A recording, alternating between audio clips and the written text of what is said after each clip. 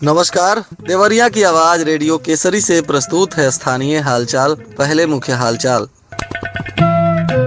बिना अनुमति अधिकारियों की छुट्टी पर लगाई गई रोक।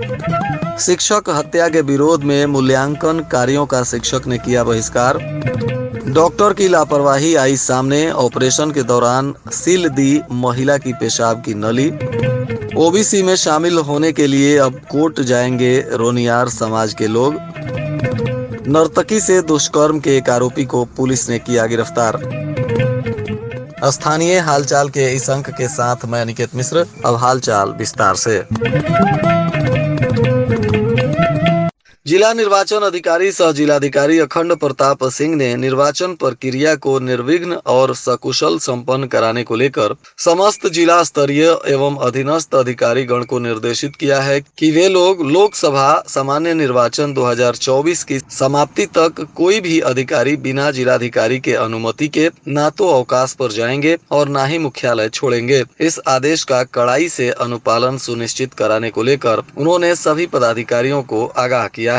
लोकसभा सामान्य निर्वाचन 2024 के तहत 16 मार्च से आदर्श आचार संहिता प्रभावी है और 1 जून को जनपद में मतदान है तथा 4 जून को मतगणना की तिथि निर्वाचन आयोग के द्वारा निर्धारित की गई है। उत्तर प्रदेश माध्यमिक शिक्षक संघ के प्रदेश नेतृत्व के निर्देश पर जिले के शिक्षकों ने मूल्यांकन कार्यों का बहिष्कार किया। शिक्षक नेताओं ने 5 मूल्यांकन केंद्रों पर पहुंचकर शिक्षक की हत्या का विरोध जताते हुए न्याय की मांग की। माध्यमिक शिक्षक संघ के जिला अध्यक्ष दिनेश कुमार त्रिपाठी के नेतृत्व में सभी पदाधिकारी के साथ Karamchand Thapar inter college, Ashoka inter college, SSBL inter college और बाबा राघव दास इंटर कॉलेज में पहुंचकर शिक्षकों से प्रदेश नेतृत्व के निर्देश के बारे में जानकारी मांगा। इसके साथ ही मुजफ्फरपुर में शिक्षक हत्या पर आक्रोश व्यक्त किया गया। संघ के आह्वान पर शिक्षकों ने कॉपियों के मूल्यांकन का बहिष्कार किया और मूल्यांकन को छोड़कर बाहर प्रदर्शन करने लगे। पथरदेवा के एक प्राइवेट अस्पताल के डॉक्टरों की लापरवाही से एक प्रसूता की जान खतरे में पड़ गई है। बताया जा रहा है कि महिला का इलाज गोरखपुर में चल रहा है। पता चला है कि डॉक्टरों ने ऑपरेशन के दौरान महिला की बच्चेदानी पर टाका लगाते समय पेशाब की नली को भी सील कर दिया, जिससे महिला के किडनी और बच्चेदानी में संक्रमण फैल गया। गोरखपुर के एक प्राइवेट अस्पताल में फिलहाल महिला का इलाज चल रहा है, जहां वह जीवन और मौत से संघर्ष कर रही है। महिला के ससुर राम सागर पटेल ने CMO को शिकायती पत्र देकर आरोपियों के खिलाफ कार्रवाई की मांग की है। यह महिला बघौच घाट थाना क्षेत्र के मंडेरा पांडेपुर गांव की रहने वाली संध्या देवी बताई जा रही हैं। अखिल भारतीय रोनियार समाज की बैठक सोमवार को राम गुलाम टोला स्थित संगठन कैंप कार्यालय पर हुई, जिसमें ओबीसी की केंद्रीय अनुसूची में शामिल करवाने हेतु प्रगति का विवरण प्रस्तुत किया गया। इसके साथ ही सुप्रीम कोर्ट में याचिका दाखिल करने को लेकर रणनीति बनाई गई। संगठन के राष्ट्रीय अध्यक्ष पारसनाथ रोनियार ने कहा कि ओबीसी की केंद्रीय अनुसूची में शामिल करवाने को लेकर सुप्रीम कोर्ट में रीट दाखिल करने हेतु देश के विभिन्न प्रांतों से सहमति पत्र एकत्र किया जा रहा है। उन्होंने वैश्य समाज की राजनीतिक दलों द्वारा उपेक्षात्मक रवैये पर असंतोष जाहिर किया और कहा कि इस विषय को लेकर सत्ताधारी दल और विपक्ष के बड़े नेताओं से संपर्क भी स्थापित किया गया है। इसे लेकर सकारात्मक जवाब भी मिला है, जिसका इंतजार किया जा रहा है। इधर कोतवाली क्षेत्र के बेलापार गांव के समीप एक ऑर्केस्ट्रा पार्टी में काम करने वाले युवक ने नर्तकी के साथ दुष्कर्म कर दिया। इस मामले में पीड़िता नर्तकी की तहरीर पर पुलिस ने त्वरित कार्रवाई करते हुए युवक को गिरफ्तार भी किया है। यह पश्चिम बंगाल का रहने वाला बताया जा रहा है, जिस पर दुष्कर्म का मुकदमा दर्ज किया गया है। कोतवाली क्षेत्र के गांव के समीप किराए पर मकान लेकर ऑर्केस्ट्रा का संचालन हो रहा था, जिसमें बलिया के सिकंदर गांव की रहने वाली युवती नर्तकी का काम करती थी और उसने ऑर्केस्ट्रा में काम करने के लिए एक युवक के खिलाफ तहरीर देकर कहा कि उसने कई दिन तक उसके साथ दुष्कर्म किया है। विरोध की तो वह मारने पीटने पर आमादा हो गया। पुलिस ने अब युवक को गिरफ्तार कर आगे की कार्रवाई शुरू कर दी है। लोकसभा चुनाव और होली पर्व को शांतिपूर्वक संपन्न कराने को लेकर कई जगहों पर आज भी अर्धसैनिक बल और स्थानीय पुलिस के जवानों ने फ्लैग मार्च किया। इस दौरान करौंधी, सरौरा, धुसवा, लंगड़ा, महुआ, पाटन, बरियारपुर, राम भरोसा चौराहा सहित विभिन्न क्षेत्रों पर फ्लैग मार्च कर लोगों को जागरूक किया गया। इस दौरान पुलिस ने लोगों से भय मुक्त और शांति पूर्वक मतदान करने की अपील की। किसी के बहकावे या लालच में न आने को लेकर भी जागरूक किया गया। होली या चुनाव में किसी भी तरह से हुड़दंग मचाने पर सख्त कार्रवाई करने की चेतावनी भी दी गई।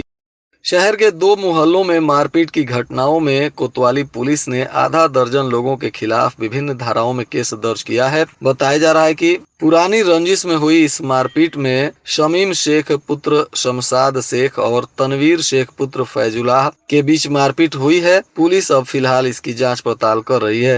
वहीं लोकसभा चुनाव को लेकर जिलाधिकारी अखंड प्रताप सिंह और पुलिस अधीक्षक संकल्प शर्मा ने यूपी बिहार अंतर्राज्यीय सीमा समेत दर्जनों मतदान केंद्रों की स्थिति को जाना। अधिकारियों ने मतदान केंद्रों का निरीक्षण कर रैंप, पेयजल और बिजली आपूर्ति की जमीनी हकीकत को जानते हुए इस दौरान पदाधिकारियों को आवश्यक दिशा निर्देश दिया और शांतिपूर्ण ढंग से चुनाव को संपन्न कराने के लिए विशेष एहतियात बरतने का भी निर्देश दिया गया।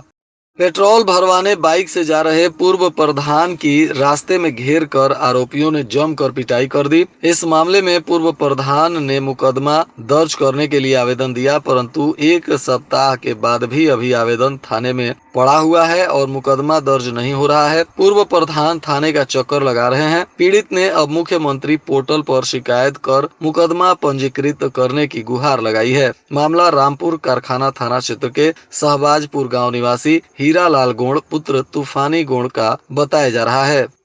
जिलाधिकारी अखंड प्रताप सिंह ने कलेक्टेरिएट के सभागार में विभिन्न राजनीतिक दल के प्रतिनिधियों के साथ बैठक की और उन्होंने निर्वाचन आयोग के द्वारा जारी किए गए दिशा निर्देशों को बताते हुए आदर्श आचार संहिता के दायरे में रहकर ही चुनाव प्रचार करने को कहा है।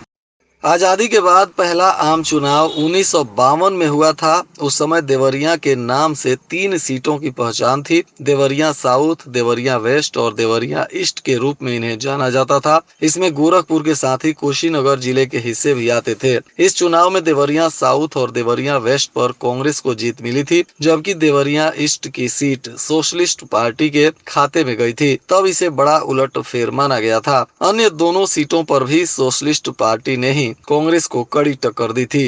देवरिया साउथ से कांग्रेस के स्वतंत्रता सेनानी सरयू प्रसाद मिश्रा को मैदान में उतारा था। ऐसे समय में जब पूरा देश में कांग्रेस की लहर चल रही थी, यहाँ सोशलिस्टों से उसकी कड़ी टक्कर थी और सोशलिस्ट पार्टी ने विश्वनाथ को यहाँ से टिकट दिया था। मुकाबला रोचक होने के बावजूद करीब 44% वोट हासिल कर सरयू प्रसाद सांसद बने थे। आटपारानी थाना क्षेत्र के एक गांव में खेत में गई एक युवती की ट्रेन से कटकर मौत हो गई। बताया जा रहा है कि यह खेत में जा रही थी। इसी दौरान रास्ते में पड़ रहे रेलवे ट्रैक के पास यह ट्रेन के चपेट में आ गई, जिससे इसकी मौत हो गई। मृतिका प्रीति यादव बताई जा रही है। घटना के बाद से परिजनों में चीख पुकार मचा हुआ है। पुलिस ने कानूनी प्रक्रिया पूरी करने के बाद शव परिजनों को दे दिया। होली पर्व के दौरान खोया, पनीर, दूध उत्पादन आदि में अगर मिलावट किया तो खैर नहीं है। खाद्य सुरक्षा एवं औषधि प्रशासन विभाग मिलावटी सामग्री पर नकेल कसने को तैयार है। मिलावटी सामग्री और मिलावटखोरों को पकड़ने को लेकर 24 मार्च तक जिले में विशेष अभियान चल रहा है। इसके लिए प्रभारी प्रमुख खाद्य सुरक्षा अधिकारी चंद्रभानु पटेल के नेतृत्व में टीम गठित कर दी गई है। और आज के मौसम का तापमान देवरिया में न्यूनतम 17 डिग्री सेल्सियस और अधिकतम 28 डिग्री सेल्सियस रहने की संभावना है। छिटपुट बारिश की संभावना बनी हुई है। अंत में मुख्य हालचाल एक बार फिर। बिना अनुमति अधिकारियों की छुट्टी पर लगाई गई रोक। शिक्षक हत्या के विरोध में मूल्यांकन कार्यों का शिक्षक ने किया बहिष्कार। डॉक्टर की लापरवाही आई सामने। ऑपरेशन के दौरान सील दी महिला की पेशाब की नली। ओबीसी में शामिल होने के लिए अब कोर्ट जाएंगे रोनियार समाज के लोग। नर्तकी से दुष्कर्म के एक आरोपी को पुलिस ने किया गिरफ्तार। इसके साथ ही रेडियो केसरी से प्रसारित स्थानीय हालचाल का यह अंक समाप्त हुआ। नमस्कार।